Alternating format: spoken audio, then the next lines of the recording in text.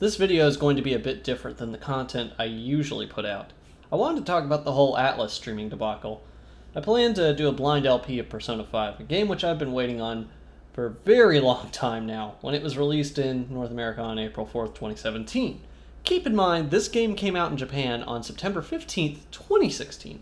Recently, Atlas decided at the very last minute to release a set of guidelines for streaming. They brief it with a big ol' woohoo, game's finally out and all that, blah blah blah. And they also tell the players who are new to the series a pretty big hint, so to speak, basically how to play the game. But when we get to the guidelines, or the real meat and potatoes of this article, we're greeted with some pretty interesting ideas. Here's how it goes. Okay, now let's talk Persona 5 streaming and videos. Simply put, we don't want the experience to be spoiled for people who haven't played the game yet.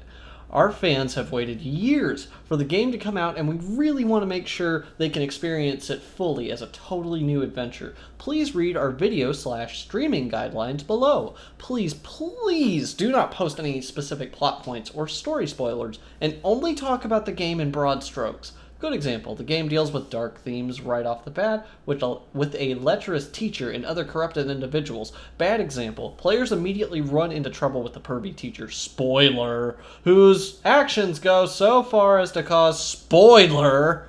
You're more than welcome to talk or show confidants. The new combat, the Velvet Room, the dungeons, etc. Just keep in mind that as a singular story playthrough, viewers are highly wary of spoilers.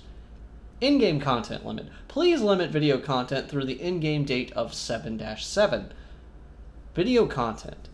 You can post however many additional videos you'd like, but please limit each to be at the most 90 minutes long. No major story spoilers, and I'll leave that up to your good judgment. If you need some guidelines, avoid showing or spoiling the ending segments of the first 3 palaces.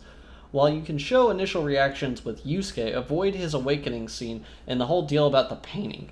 Also, don't post anything about a certain student investigator. I know I mentioned not showing the end of each palace, but you can grab footage from the Kamoshida boss fight. However, don't capture video from the other major boss fights. Must not focus solely on cutscenes. Animated scenes should prominently feature dungeon crawling and spending time in Tokyo. You can post straight gameplay or have commentary. Streaming content. This being a Japanese title with a single playthrough story means our masters in Japan are very wary about it. Sharing is currently blocked through the native PS4 UI. However, if you do plan on streaming, video guidelines above apply except length. If you decide to stream past 7-7, I highly recommend not doing this, you have been warned. You do so at the risk of being issued a content ID claim or worse, a channel strike/account suspension. That being said, Persona 5 is a super special case for us, and we're in ongoing discussion about how our policies may evolve in the future. Thanks for reading, and good luck in the metaverse. To me, this feels like a kick in the dick. I get that some people want the game to not be spoiled for them, but the easiest way to avoid spoilers in a story-centered game is to, avoid watching gameplay altogether. Persona's not just one of those series you can just watch a little bit either. I mean, the characters have all these incredible personalities and mannerisms. The environments are interesting, and they're kind of bizarre sometimes. And the story is just all around bananas, but it's coherent and good. As fantastic of a game as it is, it's something some people honestly can't afford to buy a console to play. And since it's just going to be, I think it's only on PS4 to my knowledge. Might be Xbox, but I'm pretty sure it's just PS4. Anyways, and hell, some people really just want to see the storyline play out, but don't have the time to indulge everything in between. And it's a long game. I mean, we're talking like 40 hours here at least. So how do they get to enjoy the world of Persona if their favorite YouTuber or streamer can't play the game for them? And as I mentioned earlier, they're not really spoiling it at this point, are they? I mean, the game's been out since last year. Shouldn't these guidelines have been put into effect back then?